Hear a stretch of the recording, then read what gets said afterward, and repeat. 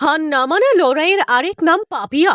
School, college বা office কাছারিতে মহিলা পুরুষ সমান সমান হলেও বর্তমান এই সময়েও কোনো কোনো ঘটনা পুরানো সেই দিনকে মনে করিয়ে দেয় যে সমাজে নারী পুরুষের মধ্যে রয়েছে অগাধ ব্যবধান।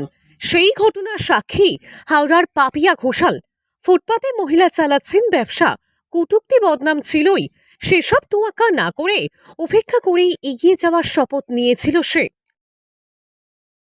যে জায়গা থেকে উনি ভেঙে পড়েছিলেন, আবার নতুন উদ্যোগে এসে একজন মহিলা হয়ে আজকে এই জিনিস, এত মানুষের ভিড়, আমাদেরও ভালো লাগে। দূর দূর থেকে লোক আসছে। আগে বলবো, মহিলারা তো এগিয়ে আসতে চায়, সেটা আমাদের চিফ মিনিস্টারও চায় মহিলারা এগিয়ে চলুক।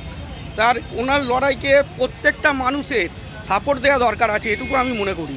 দেখি অন্য কেউ হলে ভেঙে পড়তো, আজকে উনি সেই জায়গা থেকে লড়াই করে আবার মাথা তুলে দাঁড়াতে চাইছে। আমি চাই প্রত্যেকটি মানুষের সাপোর্ট যাতে উনি পায়। তারা এগিয়ে আসতে চাইছে, বিজনেস করতে চাইছে। বাঙালি হিসেবে আমাদের প্রত্যেকটা বাঙালিকে তার পাশে দাঁড়ানো দরকার। ইনি দাদা অঙ্কুরাটি ছিল, এনার দোকান ছিল, ওইখানে কেউ স্থানীয় লোকগুলো বন্ধ করে দিয়েছে। এনার খুব সাহস আছে আর চায় খুব ভালো। এনার মানুষ সব রকমের আছে, কিছু কিছু মানুষ আছে চাইছে না এনারকে, এবারে হিংসা আছে।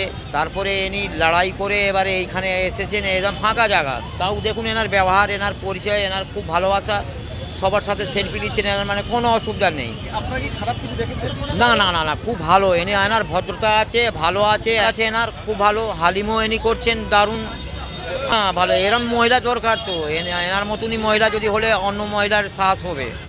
নিজের লক্ষ্য পূরণে আসবে বাধা বিপত্তি, সে সমস্ত কিছু অতিক্রম করে এগোতে পারলে আসবে সফলতা।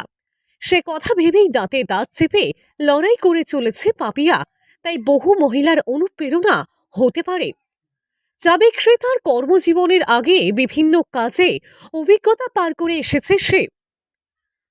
চা বিক্রেতার আগে প্রথম লেখাপড়া শেষ করে একটি বেসরকারি স্কুলের শিক্ষাকর্মী হিসেবে কাজে যুক্ত হওয়া, এটাই ছিল কর্মজীবনের প্রথম অভিজ্ঞতা। তারপর মডেলার হিসেবে কয়েক বছর কাজ, সেখান থেকে পড়াশোনা শুরু করে এয়ার হোস্টেস হতে। কোর্স শেষ হতে সুযোগও মেলে কাতার এয়ারলাইন্সে চাকরি, কিন্তু বাধা হয়ে দাঁড়ায় লকডাউন পরিস্থিতি। লকডাউন পরিস্থিতিতে পরিবারে অভাব অনটন, পরিবারের হাল ধরতে চা বিক্রির পথ বেছে নেন। তারপরে ভেবেছিলাম যে সব শেষ, কিন্তু কোথাও না কোথাও মনে ছিল যে শেষ যেখানে সেখান থেকেই আবার শুরু করা যায়। হারিনি, যতটা সম্ভব লড়তে হয় লড়েছি। জীবনে যে সিচুয়েশানগুলোকে কোনোদিন ভাবিনি আমাকে ফেস করতে হবে সেগুলো করেছি। আবার শুরু করে যে রেসপন্সটা পাচ্ছি সেটা ওপরওয়ালার আশীর্বাদে ভালো, আগের থেকে বেটার। তো আগে যে ক্রাউড আসতো, যে ক্রাউডের জন্য আমাকে সামওয়্যার বদনাম করে দেওয়া হয়েছিল, সেই ক্রাউড এখন ডাবল হয়ে গেছে। এটা আমি জনগণের কাছে, সবার কাছে প্রচণ্ড পরিমাণে থ্যাঙ্কফুল। কি এখন শুরু করছি সকাল 12টা থেকে রাত মোটামুটি 11টা অবধি। ইচ্ছে আছে যদি এটাকে 24/7 খুলে রাখা যায়, তার একটা পরিকল্পনা আছে। অভাব অনটন কি জিনিস আমি থ্রু আউট মাই লাইফ ঠাকুরের আশীর্বাদে কখনো সেটা দেখিনি, বাট এই 2 মাসে দেখেছি। বিকজ আমার এক্সিস্টিং চাকরিটা আমি ছেড়ে দিয়েছিলাম। তো আর এই দুটো ভাই যারা আমার ওপরে ফুললি ডিপেন্ডেন্ট, তারা আর পরবর্তীকালে সেই প্রশাসনই আমার এই চেষ্টা দেখে আমার পাশে এসে দাঁড়ান। আজকে এই যে পুরো ব্যাপারটা, এটা ওনাদেরই থ্রুতে বা ওনাদেরই সাপোর্টে আমি করতে পেরেছি। মহিলাদেরকে আমি একটা কথাই বলতে চাই, মানে আমরা না পারি না এমন কোনো জিনিস নেই, যে একবার যখন লড়তে শিখে গেছি আর আমাকে কেউ হারাতে হয়তো পারবে না। হাওড়া থেকে রাকেশ মাইতির রিপোর্ট, লোকাল 18 বাংলা।